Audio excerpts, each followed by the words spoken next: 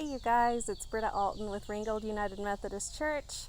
I am sitting on a fence, if you can see it. So my camera may be a little off because I'm kind of holding it steady here, but I started thinking about sitting on a fence for this week's lesson as I listened to what the verses were saying. I'm excited this week. Adelie is going to read our scripture verses this week from Luke chapter 5. She's going to read verses 4 through 7.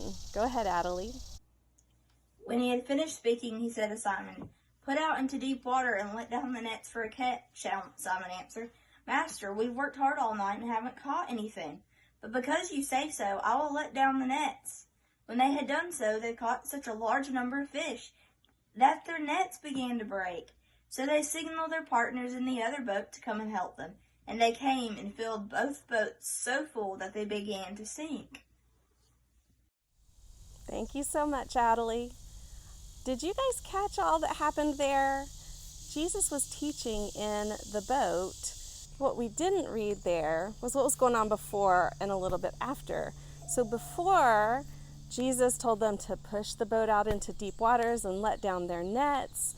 He had been teaching from a boat so that people were standing on the shore and he was talking to them from in the boat on the water.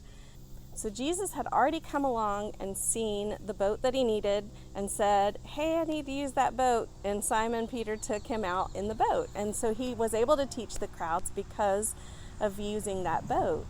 What we hear in this story is that Jesus finished talking and then he told Simon Peter, "Push out into the deep water and let down your nets." And Simon Peter was like, "Dude, we've been doing that all night. Didn't come up with anything." Kind of like that's what he said. "But because you said to do it, I'll do it." And so he did. They pushed out into the deep waters. They put their nets down, and then you heard what Adelie read.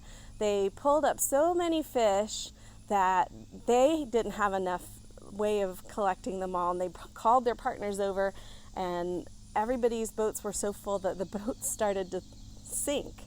So imagine, you think you've done what Jesus asked. Then he asked you to do something else. And you kind of feel like, oh, I don't know that this is going to be really successful. And it's pretty amazing how it turns out. Sometimes that's how it happens, but all of the time, whenever you do listen and kind of follow that guiding that you hear from God and the Spirit, you'll be blessed beyond what you could have expected. I don't like fishing, but I do like this message this week. I don't like sitting on a fence, so I think what I would do if Jesus came along and said, "Come on and let's go," is I'd hop off the fence and go do what Jesus wanted me to do. I hope that you'll do that and hope that we can think this week about what ways Jesus might be calling you, what gifts and what abilities Jesus might be calling you to use. Simon Peter was a fisherman, and Jesus called him to go and fish. So he knew what he was doing. But then when Jesus called him away, you might think, oh, he called him away from fishing, but they had a lot of people that had to eat. So I would imagine that he got to use his gifts and abilities just in different ways than he had expected.